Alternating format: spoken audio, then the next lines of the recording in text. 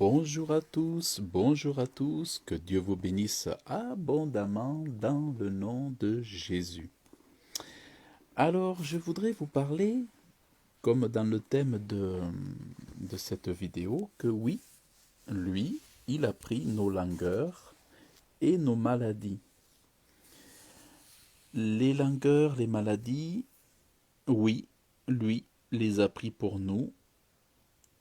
Et celui-ci, il s'appelle Jésus-Christ, c'est-à-dire le Messie, le Sauveur du monde, Dieu venu sur terre, qui s'est fait chair pour sauver les hommes de leurs péchés, sauver les hommes de leurs maladies. Ce Jésus-là, c'est le Jésus historique, c'est le Jésus que même les historiens ont parlé de lui. Même Flavius Joseph, un historien de l'Antiquité du 1er siècle, a parlé de Jésus-Christ. Ce Flavius-là a parlé également du frère de Jésus-Christ qui s'appelait Jacques. Ce Flavius-là, ce historien juif de l'époque, qui n'était pas du tout un partisan de Jésus, mais qui pourtant a parlé aussi de Jean le Baptiste. Et c'est de ce Jésus-là que les historiens ont parlé de lui. Il y en a d'autres historiens qui ont parlé de lui. C'est ce Jésus-là qui a dit, quand il est venu, qu'il était le chemin, la vérité et la vie. Et c'est ce Jésus-là que, de son vivant, comme retrace ce livre historique de Matthieu, ce livre certifié, authentifié par les spécialistes, des gens de science, des érudits, même des athées, des incroyants ont confirmé l'authenticité de ces livres pour dire que oui, Jésus est bienvenu et que oui, il a été confirmé qu'il a fait des miracles et des miracles, et que ce n'était pas simplement quelques gens qui venaient le voir, c'était pas une petite troupe, c'était pas une foule, c'était des foules qui venaient pour recevoir la guérison, et ces foules, vous savez quoi? Elles recevaient toute leur guérison. Ils étaient tous guéris. Est-ce que vous connaissez un Bouddha qui a pu faire ça? Est-ce que vous connaissez un Mahomet qui a pu faire ça? Est-ce que vous connaissez un Mahomet qui a connu la résurrection d'entre les morts et qui a été vu par plus de 500 personnes après sa résurrection? Eh bien non. Est-ce que vous connaissez un autre qui s'est dit étant lui-même Dieu? Non. Parce que s'il avait osé, Dieu l'aurait foudroyé instantanément. Il n'y a que Dieu qui a permis que ce soit son Fils Jésus-Christ qui puisse se dire Fils de Dieu et être le Sauveur du monde. Et alors ce que je voulais vous partager par rapport à la thématique, lui-même, ce Jésus, a pris nos langueurs et porté nos maladies. Les langueurs, c'est quand le corps s'affaiblit à force de problèmes de santé. C'est-à-dire vous êtes quelqu'un qui a des problèmes de santé, vous vous affaiblissez, vous vous sentez de plus en plus faible dans le corps. Ça peut être par des maladies, ça peut être par des troubles psychologiques, ça peut être par des problèmes familiaux, des problèmes qui font que vous vous sentez de plus en plus lourd, de plus en plus mal, de plus en plus faible, vous vous traînez, vous vous sentez pas bien dans le corps, dans la tête et tout ça. Et peut-être vous êtes lassé de ce monde, lassé de cette vie, lassé de toutes les échecs, vous êtes peut-être lassé de tous les difficultés de cette vie. Eh bien, tout ça, toutes ces langueurs, toutes les maladies, il est dit que c'est Jésus qui les a portées pour nous. Il a porté nos maladies. Il les a portés jusqu'à la croix de son sacrifice. Il s'est donné. Lui qui était sans péché, il a supporté la moquerie, il a supporté les coups, il a supporté les supplices terribles que lui ont fait les Romains, les soldats romains. Il a supporté la crucifixion, lui qui n'avait pas péché, à notre place. Pour nos péchés, il est mort. C'est pas pour ses péchés qu'il a été trahi, c'est pas pour ses péchés qu'il a été trompé, c'est pas pour ses péchés qu'il a été martyrisé, assassiné, mais c'est pour nos péchés, c'est pour mes péchés, c'est pour tes péchés qu'il a été maltraité. Et il a porté tes péchés à la croix pour que tes problèmes de santé, de maladie, soient ôtés de ta vie. Mais pour cela, tu as besoin de la foi. Tu as besoin de croire. Et croire, c'est la chose la plus simple au monde. Il suffit de dire en ton cœur, en ton être intérieur, ben, je crois pas. Je crois pas. Je crois. C'est aussi simple que de vouloir changer un interrupteur à droite ou à gauche. Je crois pas. Je crois pas. C'est simplement une question de positionnement. Je crois pas. J'ai la foi, j'ai pas la foi. J'accepte pas. Et Jésus félicitait les gens qui avaient la foi, parce qu'il est dit que selon ta foi, tu recevras. Si tu crois que Dieu peut te guérir, tu recevras ta guérison. Il est écrit dans la Bible où Jésus dit: je n'ai pas trouvé, même en Israël, une si grande foi. Et je vous dis que plusieurs viendront d'Orient et d'Occident et s'assieront avec Abraham et Isaac en Jacob dans le royaume des cieux. Mais les fils des hommes seront jetés dans les ténèbres, les fils du royaume seront jetés dans les ténèbres du dehors, là seront les pleurs et les grincements de dents. Et Jésus dit au centurion, au soldat romain: va et qu'il te soit fait comme tu l'as cru. Et à cette heure-là, son serviteur fut guéri. Voyez la guérison instantanée du serviteur. La guérison. Et regardez, Jésus étant venu dans la maison de Pierre, vit la belle-mère de Pierre couchée là, ayant la fièvre. Vous voyez, elle avait la fièvre. Et lui toucha la main, et la fièvre le quitta, et elle se leva et le servit. Voyez la guérison. Donc ce Jésus-là faisait des guérisons partout, partout, partout. Donc ce qu'il demande, c'est la foi. C'est incontournable, mais si vous avez la foi, tout est possible, vos maladies.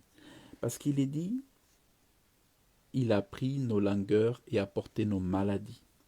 Et figurez-vous que cette parole fait partie d'une prophétie qui annonçait dans les temps anciens la venue du Messie. C'était une prophétie messianique qu'on retrouve dans Ésaïe 53, 3. Alors je vais vous le montrer. Et c'est une prophétie qui était prédite par un des prophètes avant que Jésus vienne. On dit 700 ans, 800 ans avant qu'il vienne, je crois, je ne sais plus exactement. Et il est dit dans Ésaïe, au chapitre 53, certainement, lui a porté nos langueurs et s'est chargé de nos douleurs. Les langueurs, c'est tout ce corps qui se fragilise par la maladie, c'est ce corps qui devient de plus en plus faible à force de supporter les souffrances dans le corps, les maladies, les perturbations, les douleurs, tous ces encombrements du corps, et c'est ça les langueurs. Il s'est chargé de nos douleurs, et nous l'avons estimé battu, frappé de Dieu et affligé, mais il a été blessé pour nos transgressions, Il a été meurtri pour nos iniquités, et le châtiment de notre paix a été sur lui. Vous voyez? C'est afin que nous puissions avoir la paix. Il a porté le châtiment, afin que nous puissions recevoir et la maladie et la paix par lui. Le châtiment de notre paix a été sur lui, et par ses meurtrissures nous sommes guéris. Donc ça veut dire que c'était une promesse à venir. Et cette promesse est venue par Jésus-Christ, que c'est lui, Dieu avec nous, qui est venu sur la terre. Et ce Jésus qui est ressuscité, il est aujourd'hui toujours vivant, pour toi, pour nous, pour donner la guérison. Nous sommes guéris. Nous avons tous été errants comme des brebis, nous nous sommes tournés chacun vers son propre chemin. On était tous perdus dans le péché, on était tous perdus dans des choses folles. Et l'Éternel a fait tomber sur lui l'iniquité, toutes les injustices, toute notre vie est injuste. Le péché, c'est l'injustice, c'est-à-dire une vie sans foi, sans loi divine, en étouffant la conscience, en disant c'est pas grave, en toutes ces choses-là. Eh bien, Dieu, l'Éternel, son Père, avait fait tout tomber sur lui pour que nous soyons pardonnés de toutes choses sans exception. Dieu nous pardonne tout, à condition qu'on s'approche de lui et qu'on accepte Jésus-Christ comme notre Sauveur, Sauveur du monde, Sauveur du péché, lui qui nous conduit dans le paradis de Dieu, qui est la porte du paradis de Dieu, et que nous demandions pardon pour nos péchés. Je te demande pardon, mon Dieu, pardon pour la fornication, pardon pour l'impureté, pardon pour le mensonge, pardon pour le vol, pardon pour la tromperie, pardon pour l'amour de l'argent, pardon pour la luxure, pardon pour ma folie, pardon pour ma bêtise, pardon pour ma stupidité. Toutes ces choses qui déshonorent Dieu, on demande pardon, et Dieu pardonne. Il a été opprimé et affligé, et n'a pas ouvert sa bouche. Il a été amené comme un agneau à la boucherie. C'est pour ça qu'il y a des gens qui ne comprennent pas, mais comment, si lui c'était un héros, comment est-ce qu'il a pu mourir? Eh bien parce qu'il fallait qu'il meure, qu'il soit le sacrifice à notre place. Il a été amené comme un agneau à la boucherie, il a été comme une brebis muette devant ceux qui l'attendent, et il n'a pas ouvert la bouche. Il a ôté l'angoisse, il est ôté de l'angoisse et du jugement, et sa génération qui la racontera, car il a été retranché de la terre des vivants. À cause de la transgression de son peuple, lui, il a été frappé, et on lui donna son sépulcre avec les méchants, mais il a été avec le riche dans sa mort, parce qu'il n'avait fait aucune violence, et qu'il n'y avait pas de fraude dans sa bouche. Mais il plut à l'Éternel de le meurtrir, il l'a soumis à la souffrance. S'il livre son âme en sacrifice pour le péché, il verra une semence, il prolongera ses jours, et le plaisir de l'Éternel prospérera en sa main. Il verra du fruit du travail de son âme, il sera satisfait. Par sa connaissance, mon serviteur juste enseignera la justice à plusieurs, et lui, il portera leur iniquité. C'est pourquoi je lui assignerai une part avec les grands, et il partagera le butin avec les forts, parce qu'il aura livré son âme à la mort, et qu'il aura été compté parmi les transgresseurs, et qu'il a porté le péché de plusieurs, et qu'il a intercédé pour les transgresseurs. Et c'est de Jésus. Ça, c'était la prophétie qui annonçait la venue de Jésus, ce Jésus dont je vous parle, qui aujourd'hui, il est là, il vous attend, il vous offre la guérison de vos maladies. Donc, c'est vraiment ça que je voulais vous partager. Et je voulais vraiment vous dire que ce Jésus, c'est pas un Dieu mort, c'est un Dieu vivant, c'est un Dieu qui réchauffe, C'est un Dieu qui soulage, c'est un Dieu qui est présent chaque jour, parce que Jésus est Dieu. Donc vraiment, je veux vous laisser là-dessus pour commencer cette année. Que Dieu vous bénisse. Ayez foi. Pensez à cet interrupteur. La foi, c'est oui ou non. Oui, j'ai foi ou non, j'ai pas foi. Vous appuyez d'un côté ou de l'autre. C'est simple la foi. C'est un choix. C'est une responsabilité de chacun. Ça ne va pas vous tomber sur la tête. C'est votre responsabilité de dire oui, j'ai la foi. Et si vous faites cet acte de foi, de dire je crois que Jésus est le sauveur du monde, c'est le sauveur de ma vie, vous allez voir forcément votre vie changer et vous allez pouvoir affronter les péripéties, les chapitres de cette année 2021 d'une façon complètement transformée, complètement différente de ce que vous auriez pu imaginer. Parce que quand je vous dis qu'il est le sauveur du monde, c'est une grande chose. Ce n'est pas une plaisanterie, on n'est pas dans les Marvel ou dans la science-fiction. Il est vrai, il est vrai. Comme je vous les ai montrés, ce Jésus-là, les historiens en parlent. C'est un historien, Flavie Joseph du premier empire, du premier siècle. Il en parle. Ce Jésus est certifié, validé par les scientifiques, les historiens, les archéologues, par les érudits de ce monde, les athées ont confirmé après des études, après des enquêtes que c'est Jésus-là. C'est vraiment lui qui est ressuscité. Et si bien que combien l'ont reçu dans leur vie, eux qui voulaient le faire passer pour une légende, ils se sont rendus compte que non, c'était tout vrai, c'était tout la vérité. Donc vraiment, ne perdez pas votre temps, sachez que Dieu ne ment jamais. Dieu dit la vérité, contrairement aux hommes qui sont menteurs, mais Dieu, lui, n'est pas menteur. Donc, vous ne perdrez jamais votre temps à faire confiance en Dieu.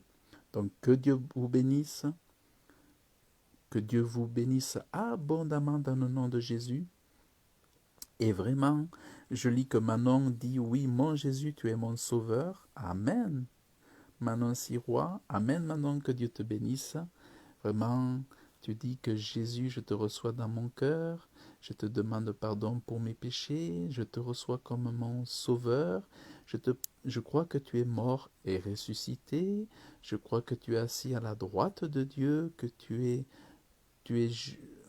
pour ma justification, et je te prie de me donner ton Saint-Esprit pour me conduire chaque jour de ma vie, et de me sceller du sceau de ton Saint-Esprit, et je crois aujourd'hui que je suis enfant de Dieu, je crois que je suis né de Dieu. Merci mon Dieu, au nom de Jésus. Amen. Donc vraiment, si tu fais cette prière, si chacun fait cette prière, ça y est, Jésus est entré en toi pour habiter en toi, pour prendre soin de toi, pour t'inspirer, pour te consoler, pour te bénir, pour t'aider dans ces temps qui viennent, dans ces jours qui viennent, dans ces semaines, dans tous les chapitres du livre de cette humanité que nous allons vivre. Dieu avec moi, Dieu en moi. C'est ça vraiment la excellente nouvelle. C'est ça la bonne nouvelle que nous, enfants de Dieu, fils, filles de Dieu, nous voulons communiquer aux nations, nous voulons communiquer aux hommes et aux femmes de ce monde qui sont encore dans l'incrédulité, mais nous voulons qu'ils soient réconciliés avec Dieu, réconciliés pour profiter de l'amour de Dieu. Nous avons un Dieu d'amour, un Dieu de justice, mais vraiment, Dieu vous ouvre toujours ses portes encore aujourd'hui.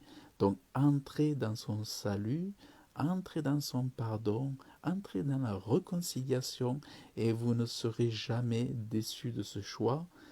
Vraiment, vous serez vraiment bénis d'avoir fait le bon choix. Voilà, que Dieu vous bénisse abondamment dans le nom de Jésus et je vous dis à très bientôt.